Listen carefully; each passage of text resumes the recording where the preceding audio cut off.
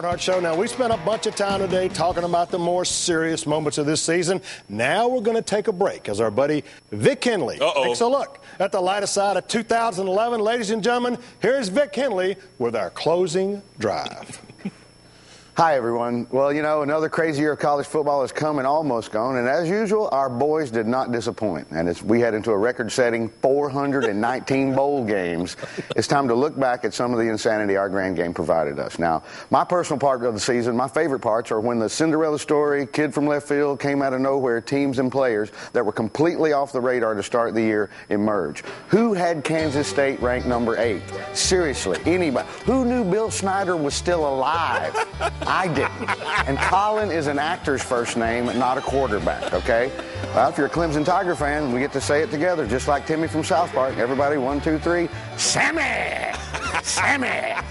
And in the SEC, Vandy didn't have a losing record and is going to a bowl game for only the third time in 122 seasons of football.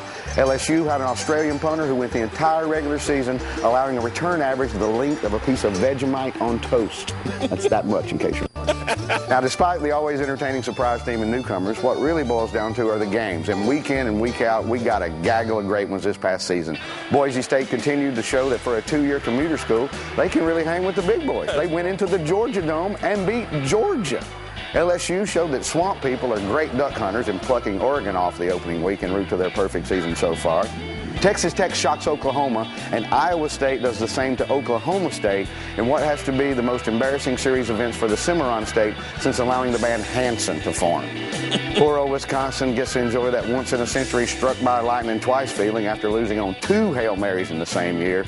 And based on the 9-6 score of the Alabama-LSU game, one might think it had all the excitement of a combination chess game cricket match, when in reality, it was like watching 2 concrete mixer trucks speeding toward each other on a 1-lane bridge in a winner-take-all death match game of chicken.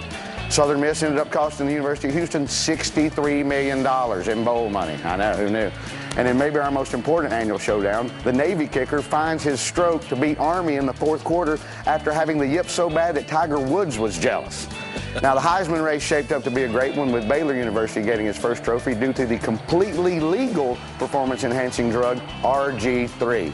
And while great quarterbacks and running backs often end up on this Final 5, this was the first time in Heisman history that a certifiable varmint made the group. Kudos to the Honey Badger. Now, all that remains is the rematch. And while some might think that it's unfair and it's regionally biased, I've come up with the perfect solution for those naysayers. We sponge a little bit off one of the feel-good stories in the NFL this year, but with a huge college football connection. Tim Tebow returns to the BCS, and in an homage to old-school backyard ball, he quarterbacks for both teams in the title game. Let the best man win. Thanks, guys. All right, thank you, Vic. Good stuff, right? Tim Tebow doing both schools, quarterback from both schools. Here's what I like. I like the idea of Alabama, LSU, 2 concrete trucks going down 1-lane road.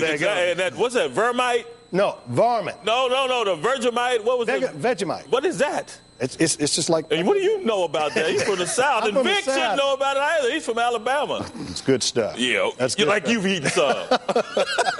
All right, folks, that's our show for this week. We want to thank Vic Henley, Rick Neuheisel, and Dennis Dodd.